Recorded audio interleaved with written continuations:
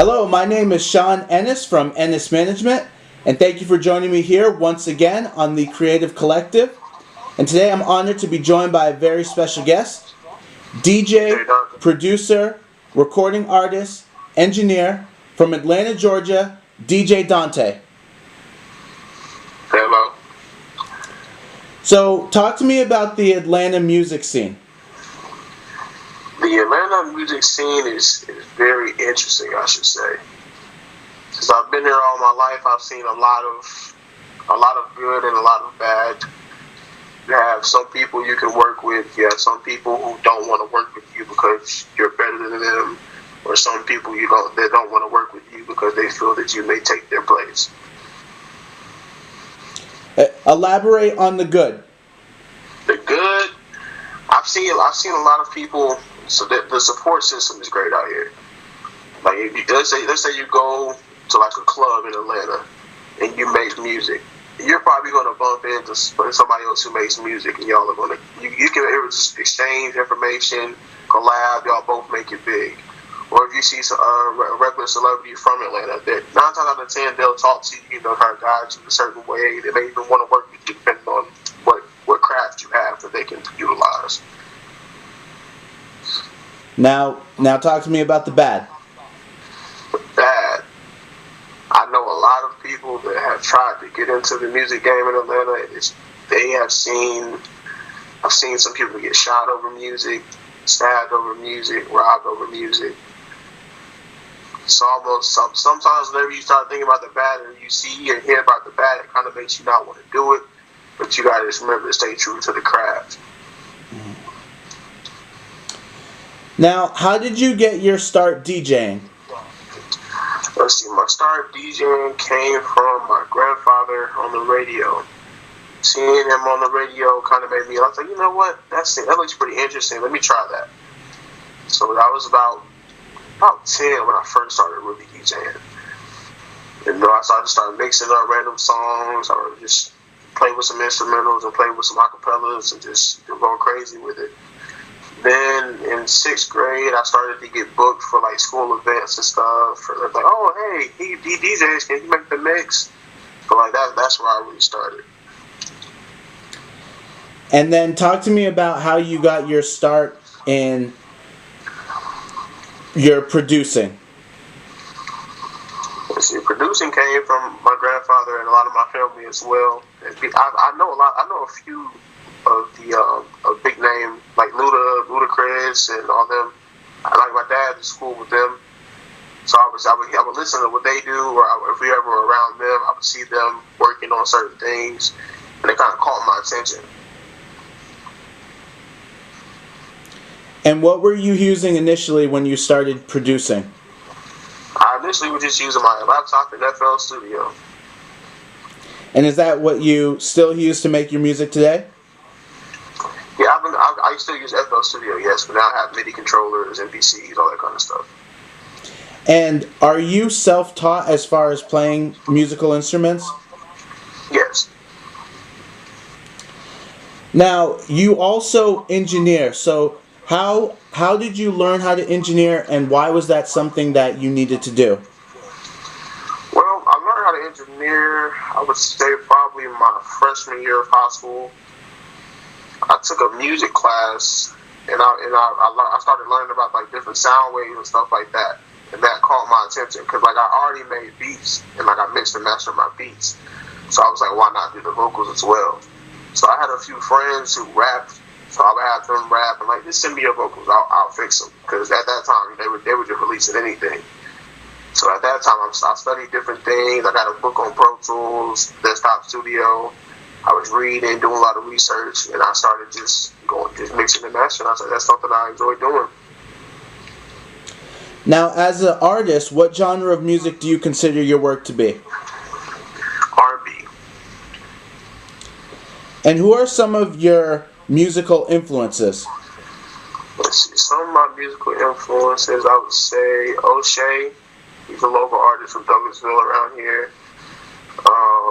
Chris Brown, Jacquees, Tank, Trey Songz, and Drake.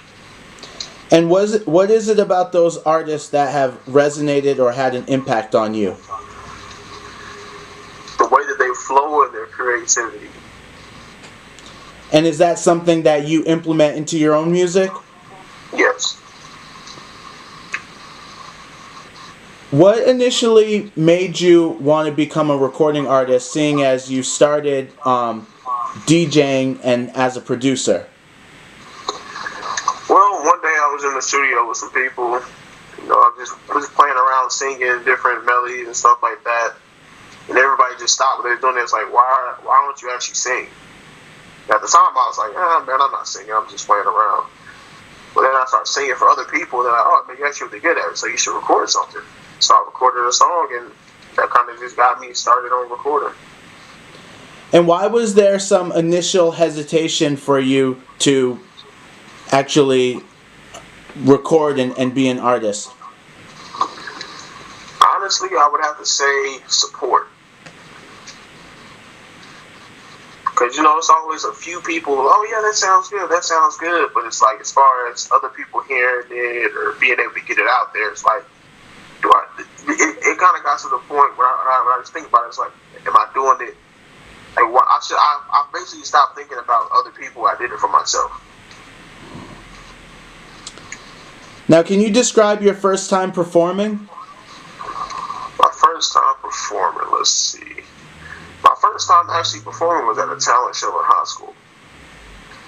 I auditioned in the, actually I ended up performing twice in the talent show. My initial audition, the lady who was who basically was approving it and down there, everybody was surprised because she was like, she didn't know I could rap. So it was an original song. I put the beat together. Everything was originally mine. And she's like, all right, you got the spot. She was like, I like your creativity, your lyricists. I was like, I appreciate it. Now, I also had another friend who was performing a song that I produced. And he played, like he did his audition. And she said, her exact words were, she's like, your song was okay, but she's like, the only way you can perform is if he performs with you. So at that time, it basically kind of shocked everybody who was there.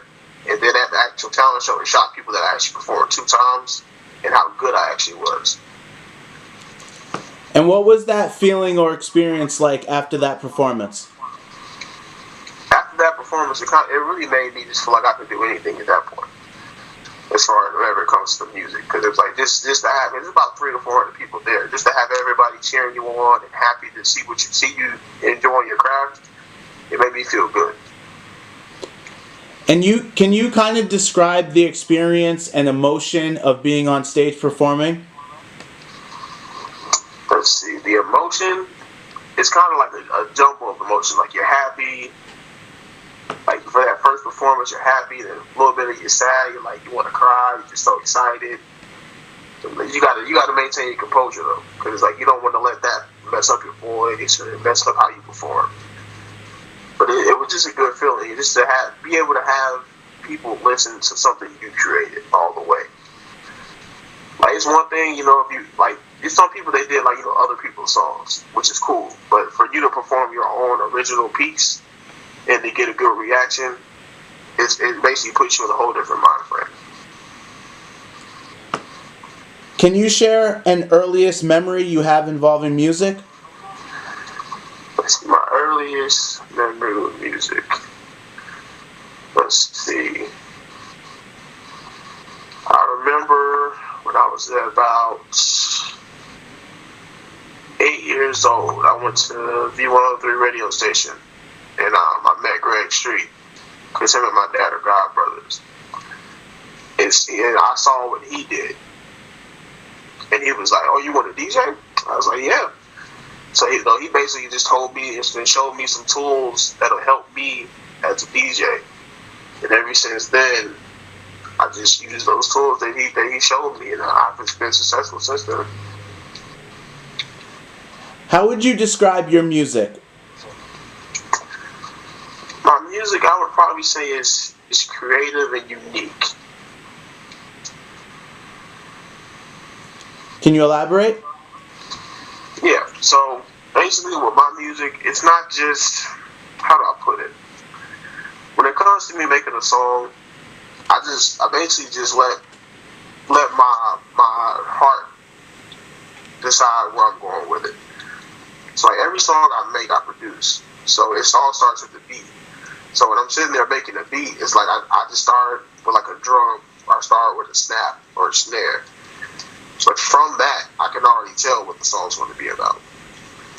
So what I do is I kind of build it around that. So like sometimes like I'll build it off of something I've seen on TV or like a real life experience or something like that, and just let it go from there. So all of your songs are produced by you? All but about 3. What do you enjoy about recording over another producer's beats, or is there a certain challenge? I wouldn't say it's a challenge because a lot of the producers, like the few producers that I do collaborate with and I wrap up their beats, it's like they already know that I made beats too, so it's like, hey, let me see how you'll sound on this. This is a little different than what you do. So for me, it's like, okay, I'm always open to try new things anyway. So when I hear the beat, it's like, oh, I can really do something with this. So when I actually make the song to it, they're like, oh, wow, I didn't expect you to go like that.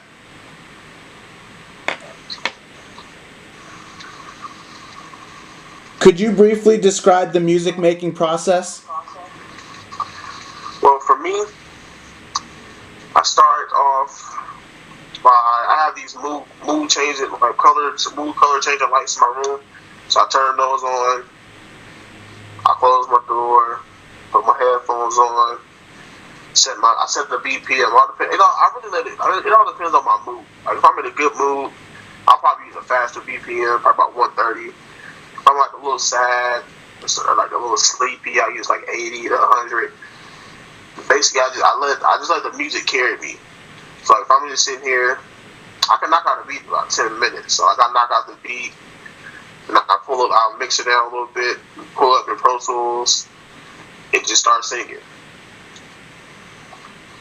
So some songs I don't actually start with an actual topic. Like I just whenever I play the beat, whatever comes out of my mouth, that's what I go with. Now talk to me about the song "Season for Cheating." "Season for Cheating." That is one of my biggest songs I have ever made. I made that song my sophomore year of high school.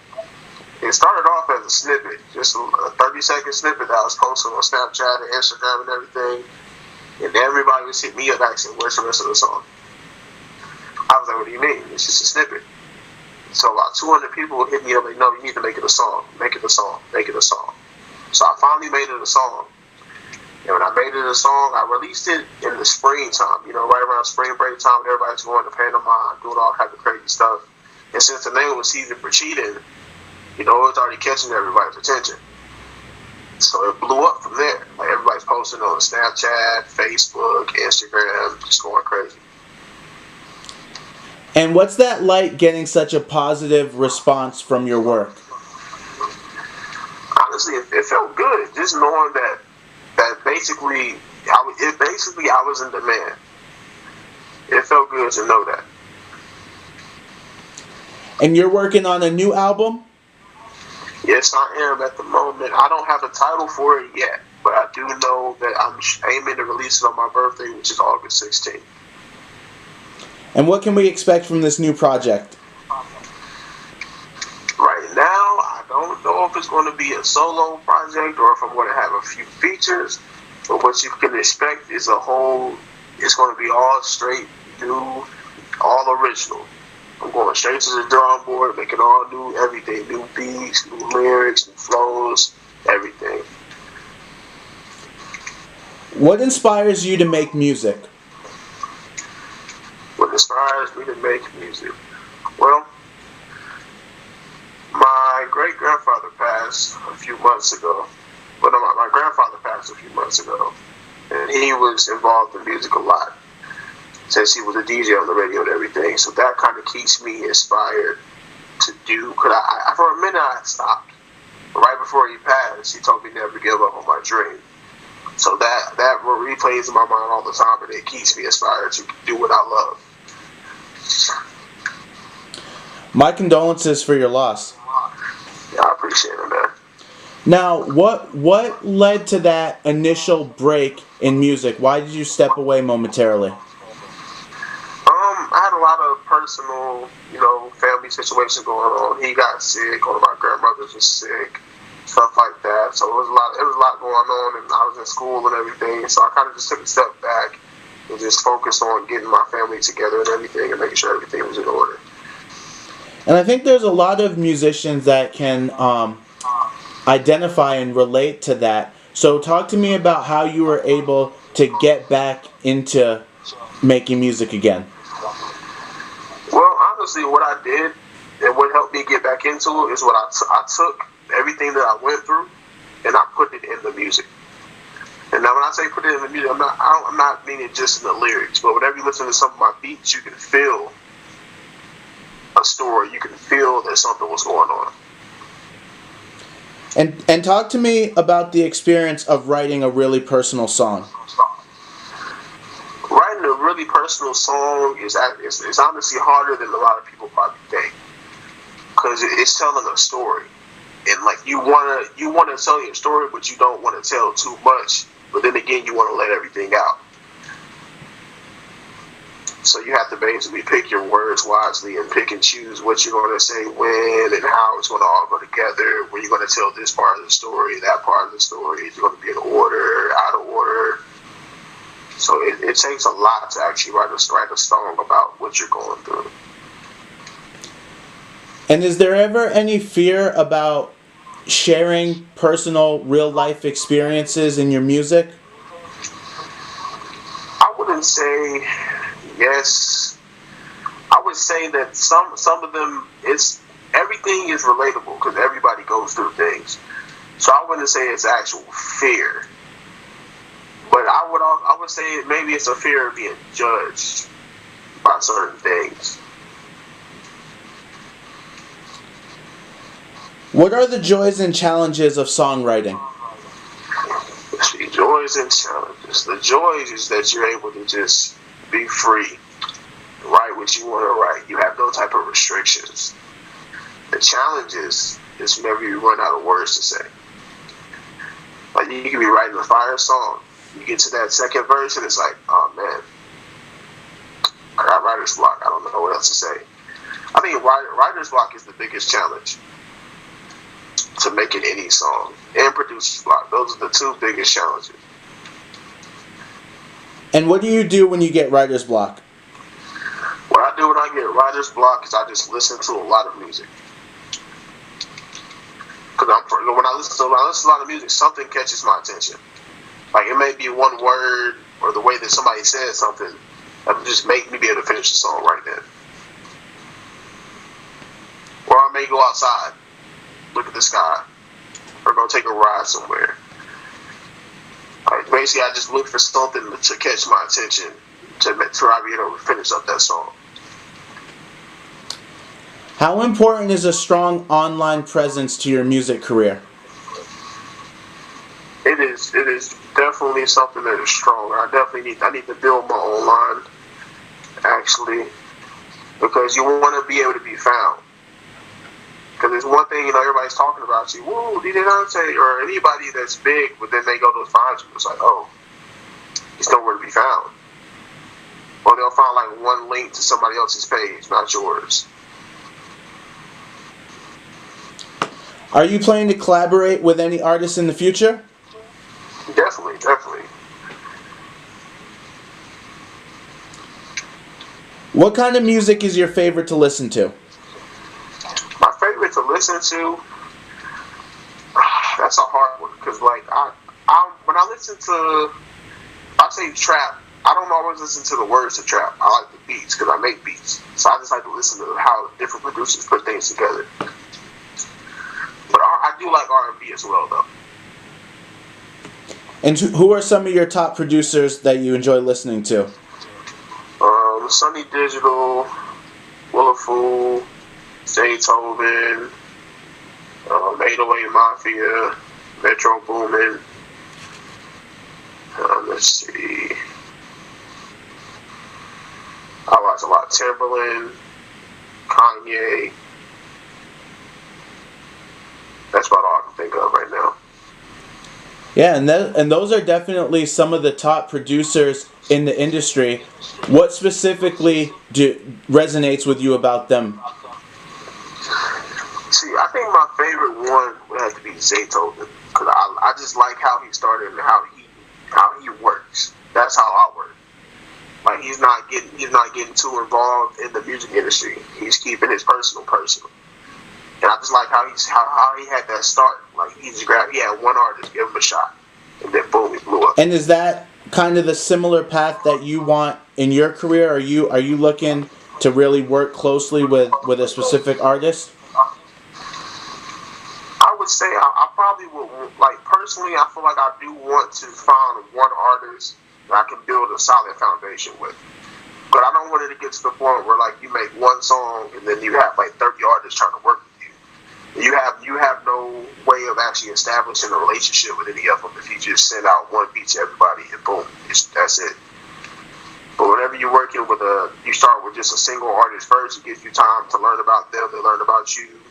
Y'all can strengthen each other, figure out each other's weaknesses, and from there, you blow up each other. What is it about an artist that would make you want to work with them? Originality. Can you expand on that? Yes. So when I look for an artist to work with, if I already see they're doing music, I check out the profile links and everything. I just listen to what you actually talk about and how you flow. If you sound too much like everybody else, I'm not going to say I'm not going to work with you, but if I do work with you, I'm going to encourage you to find your own path. And why is that? Well, everybody gets how to listen to the same thing. So, you want to be original. And for you to actually be, like, sounding the same may work for a little while, but that's going to die out. But if you have your own sound and you bring something of your own to the table and not try to copy somebody else, that's when you're really going to win. And let me ask you, why do you feel artists would mimic another artist?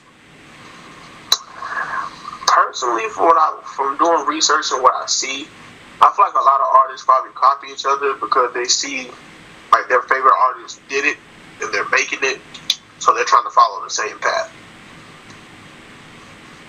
Not saying it won't work, but at the same time, let's say you get to where that other artist is, are you going to stay in that same boat, or what are you going to have to offer that's going to advance you from everybody else?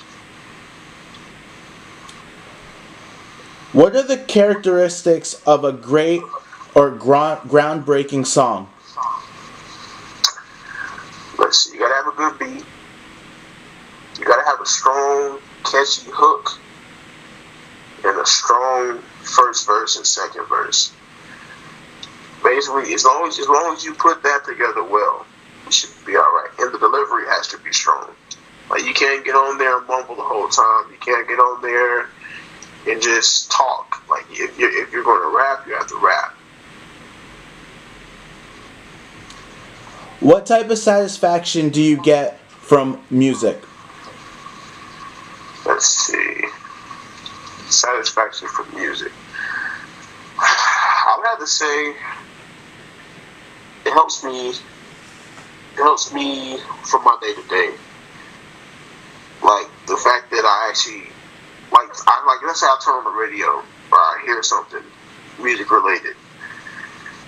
I get satisfied with the fact that I can do what I hear. And I know a lot of people can't.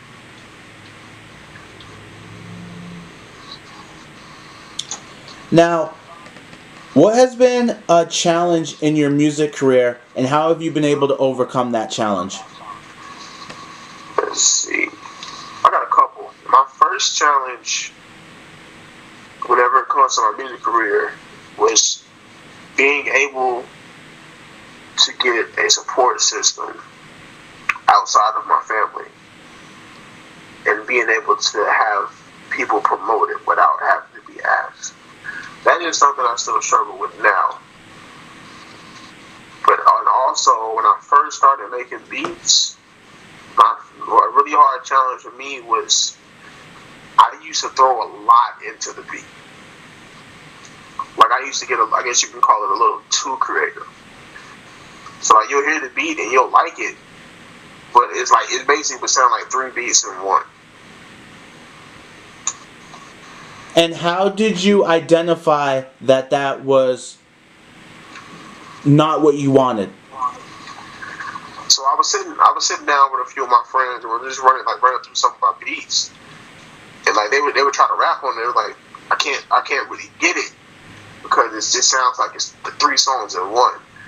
So that had me open back up the program, take away a few sounds, and then it's like, okay, I see what you mean now.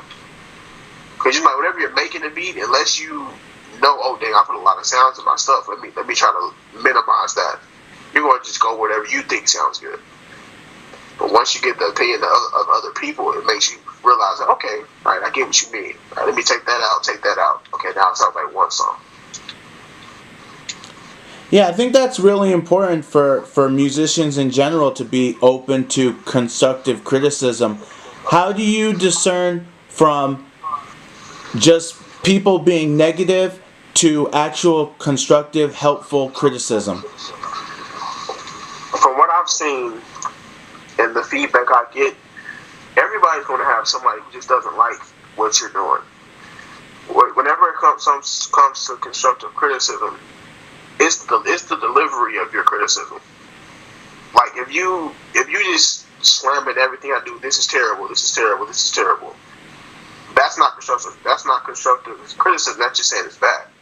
But if you say, oh, you need to turn that bass down just a little bit, take out that hi-hat roll on this part, that's constructive criticism. Like you're helping me better myself and my craft. Absolutely. That's really well said.